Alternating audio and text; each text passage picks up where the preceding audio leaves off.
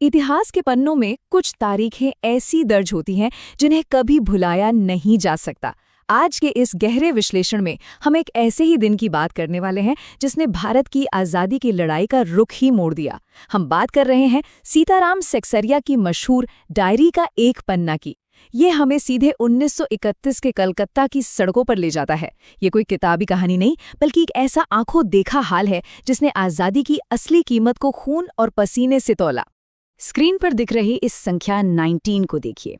देखने में महज एक नंबर लगता है ना, लेकिन जरा सोचिए, हमारे देश के गणतंत्र दिवस यानी 26 जनवरी 1950 से ठीक 19 साल पहले 26 जनवरी 1931 के दिन कलकत्ता में ऐसा क्या हुआ था जिसने पूरे ब्रिटिश साम्राज्य की नींव हिलाकर रख दी। आज हम इसी ऐतिहासिक दस्तावेज के जरिए उस दिन की रोंगटे खड़े कर देने वाली घटनाओं को समझेंगे। तो चलिए बिना किसी देरी के देखते हैं कि आज की हमारी ये चर्चा कैसे आगे बढ़ेगी। सबसे पहले हम जानेंगे सीताराम सेक्सेरिया के बारे में, फिर समझेंगे 26 जनवरी 1931 की पृष्ठभूमि। इसके बाद पुलिस और जनता के बीच हुए उस भयानक टकराव पर बात होगी। फिर हम सुभाष बाबू के ऐतिहासिक जुलूस और आंदोलन में महिलाओं की अदम्य शक्ति को देखेंगे, और अंत में जानेंगे कि कैसे इस एक दिन ने बंगाल पर लगे कलंक को हमेशा के लिए धो दिया। तो शुरुआत करते हैं पहले भाग से, सीताराम सेक्सेरिया एक परिचय।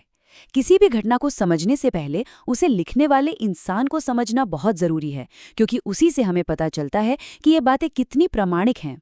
सीताराम सेक्सेरिया का जीवन सच में किसी प्रेरणा से कम नहीं है। 1892 में राजस्थान के नवलगढ़ में जन्मे सेक्सेरिया जी कभी स्कूल नहीं गए। जी हाँ, बिल्कुल सही सुना, बिना किसी स्कूलिंग के उन्होंने खुद पढ़ाई की। और सिर्फ पढ़ाई ही नहीं की, बल्कि वो महात्मा गांधी और सुभाष चंद्र बोस जैसे दिग्गजों के बेहद करीबी सहयोगी बने। आज़ाद हिंद फौज में मंत्री रहे। उनके इसी बेमिसाल योगदान के लिए 1962 में उन्हें पद्मश्री से भी नवाजा गया। मतलब एक ऐसा इंसान जिसने समाज को इतना कुछ दिया, उसकी लिखी हर एक बात कितनी सटीक होगी, ये आसानी से समझा जा सकता है। अब बढ़ते हैं भाग 2 की तरफ। 26 जनवरी 1931 की पृष्ठभूमि। आखिर ये दिन इतना खास क्यों था? उस दिन के लिए ऐसी क्या तैयारियां की गई थी कि अंग्रेज भी घबरा गए थे? आइए देखते हैं। जरा इस आंकड़े पर गौर कीजिए, 2000 रुपए। आज शायद ये रकम बहुत मामूली लगे, लेकिन 1931 में सिर्फ एक दिन के प्रचार प्रसार के लिए 2000 रुपए खर्च करना ये कोई छोटी बात नहीं थी। ये दिखाता है कि ये कोई आम दिन नहीं था। दरअसल ये 26 जनवरी 1930 को मनाए गए पहले पूर्ण स्वराज दिवस की एक बहुत ही भव्य तैयारी थी, जिसके लिए कार्यकर्ताओं ने घर घर जाकर लोगों को जगाया था। आइए देखते हैं कि उस दिन सुबह से शाम तक माहौल कैसे गरमाया। सुबह 6 बजे ही पुलिस ने मॉन्यूमेंट पार्क को पूरी तरह से घेर लिया। लेकिन क्या लोग डरे? बिल्कुल नहीं। सुबह 11 बजे मारवाड़ी बालिका विद्यालय की लड़कियों ने अपना उत्सव मनाया, और फिर शाम 4:10 पर सुभाष बाबू का मॉन्यूमेंट पहुंचना और 4:24 पर ठीक तय समय पर झंडा फहरा देना, ये एक गजब की रणनीति और बेखौफ साहस का सबूत था। और यहीं से शुरू होता है हमारा भाग 3, पुलिस और जनता के बीच टकराव। दिन ढलने के साथ साथ कलकत्ता की सड़कों पर तनाव अपने चरम पर था। ब्रिटिश सत्ता का गुरूर और भारतीयों का आज़ादी का जुनून दोनों आमने सामने थे। असल गतिरोध इन दो नोटिसों के बीच था। एक तरफ पुलिस कमिश्नर का कड़ा फरमान था कि कोई भी सभा या जुलूस पूरी तरह गैर कानूनी है और इसमें हिस्सा लेने वालों को सजा मिलेगी। वहीं दूसरी तरफ आज़ादी के दीवानों की काउंसिल का खुला चैलेंज था कि ठीक 4:24 पर मॉन्यूमेंट पर राष्ट्रीय झंडा फहराया जाएगा। ये कोई लुका छिपी का खेल नहीं था, ये अंग्रेजी हुकूमत की आंखों में आंखें डालकर दी गई एक खुली चुनौती थी। अंग्रेज कितने बौखलाए हुए थे, ये इसी बात से पता चलता है कि शांतिपूर्ण प्रदर्शनों को भी कुचला जा रहा था। बंगाल प्रांतीय विद्यार्थी संघ के अविनाश बाबू ने श्रद्धानंद पार्क में जैसे ही झंडा फहराया, पुलिस ने बर्बरता से लाठीचार्ज किया और उन्हें तुरंत गिरफ्तार कर लिया। ब्रिटिश हुकूमत हर कीमत पर इस आवाज को दबाना चाहती थी। इस बीच कुछ ऐसा हुआ जो इतिहास में हमेशा के लिए दर्ज हो गया। भाग 4, सुभाष बाबू का ऐतिहासिक जुलूस। कलकत्ता की सड़कों पर ये उस दिन का सबसे बड़ा और प्रतीकात्मक क्षण था। वंदे मातरम, लाठियों की अंधाधुंध बारिश हो रही थी। सुभाष बाबू पर सीधा हमला किया गया। वो खून से लथपथ थे, लेकिन फिर भी उनके होंठों पर एक ही नारा था, वंदे मातरम। सोचिए जरा उस दृश्य को। एक नेता जिसका शरीर लहूलुहान है, लेकिन आवाज में जरा भी कंपन नहीं। ये महज एक नारा नहीं था, ये एक पूरे देश की अजेय आत्मा की हुंकार थी। इस जुलूस के दौरान जो खौफनाक मंजर था उसे इन 4 चरणों में आसानी से समझा जा सकता है। सबसे पहले मैदान के मोड़ पर पुलिस ने जुलूस पर हमला बोल दिया।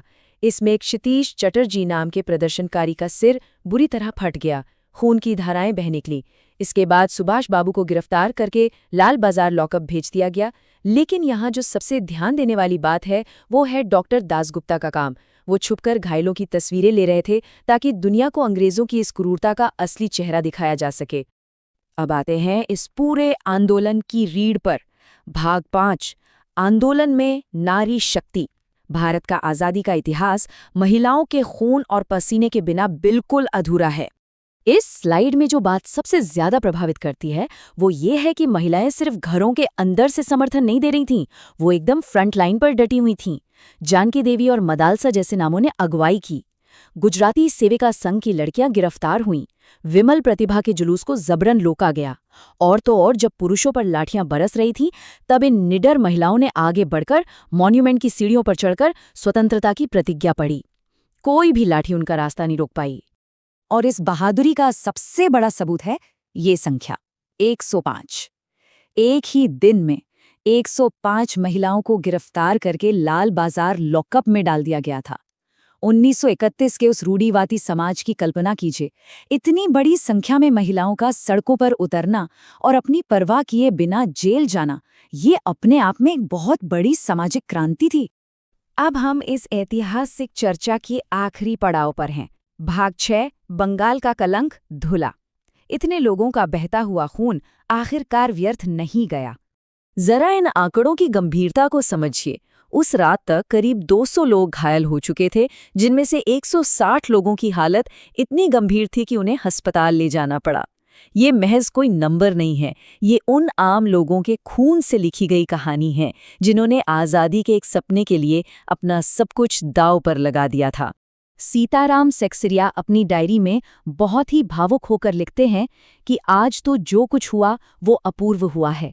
बंगाल के नाम पर जो कलंक था कि यहाँ काम नहीं हो रहा है, वो आज बहुत अंश में धुल गया। दरअसल उस दौर में ये अफवाह थी कि स्वतंत्रता संग्राम में बंगाल पीछे छूट रहा है। लेकिन 26 जनवरी 1931 के इस प्रचंड विद्रोह और लोगों के बेखौफ बलिदान ने इस कलंक को हमेशा हमेशा के लिए मिटा दिया। बंगाल ने साबित कर दिया कि आज़ादी की आग वहाँ भी पूरी ताकत से धधक रही है।